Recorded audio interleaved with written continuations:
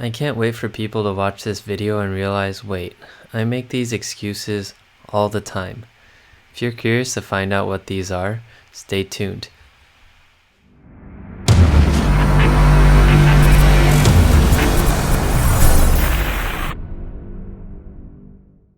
Hey guys, what's up? So today I want to talk about 3 common things that people like to tell themselves that are actually really detrimental to their mentality during tennis matches. As many of you guys know, tennis is such a mental game. I would say at a high level, 90% of it is mental because the margin for error is so small between two high-level players that anything can really sway a match, right? So when you think about improving your tennis game, you don't only want to think about technique or physical strength or footwork, you want to think about your mentality as well. So what I think the basis of a good mentality is to be able to move past mistakes positively. So in other words, you're able to accept the mistake happened, but you're still able to learn and take something away from it. And the second part of that is to continue to believe that your effort will have an impact on the outcome of the match. So you don't want to attribute you losing to like some other power and absolve yourself of responsibility, which is kind of like giving a foregone conclusion that you're not doing well already and you're gonna. Okay, so one thing that people really like to tell themselves, and I'm definitely guilty of this as well, is they like to talk about what should have happened during the point or during the match, right? Like, oh, I should have made that forehand, I never missed that forehand, or that net court shouldn't have happened.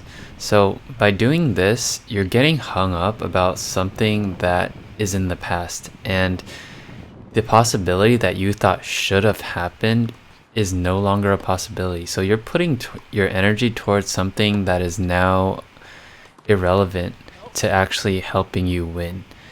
And also by doing so, you're creating this vibe that something was taken away from you, something that was rightfully yours was taken away from you, and that can't be good for your mentality. Another classic that I hear a lot is, oh, I'm just having a bad day. So this is really dangerous because by saying that you're having a bad day, you're kind of absolving yourself of the responsibility to make it a good day. Like you're kind of saying, oh, so I guess this like greater power has decided that today collectively is going to be bad. So you're giving up responsibility of you trying to use your ability to win the match. You might still be playing, but you're creating this sense of things are just gonna go wrong and I can't do anything about it. So you're cutting off hope for the future.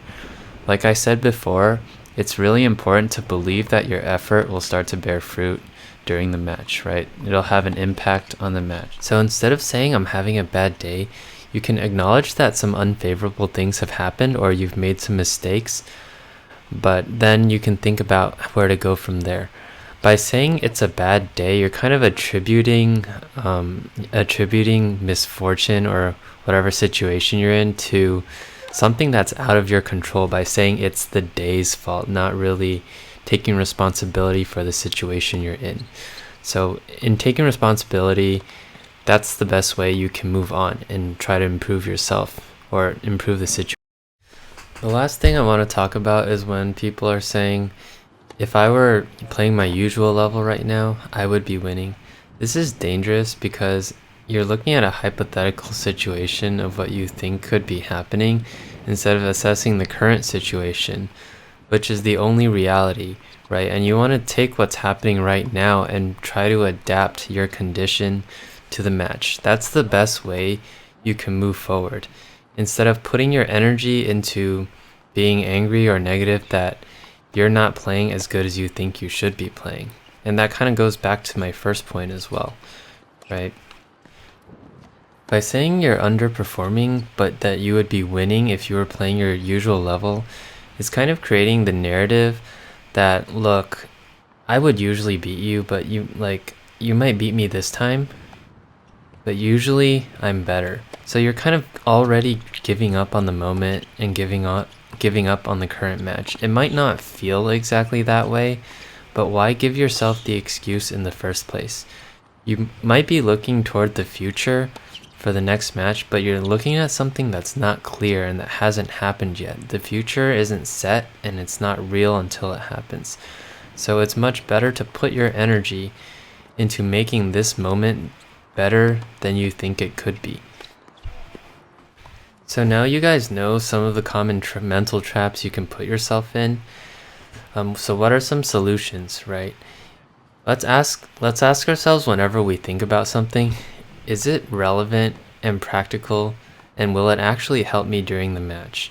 If you ask this about most of your thoughts, you'll start catching things like, wait, I almost just let a negative thought in, which I thought was relevant, but it's actually not going to help me move forward at all. It might just be pointing out something bad and reinforcing a negative vibe. So really think about this as you go towards tennis matches and even practice in general. I really hope this helped you guys get like a different perspective of things that are going on while you're playing a competitive tennis match. Don't forget to like and subscribe to my channel.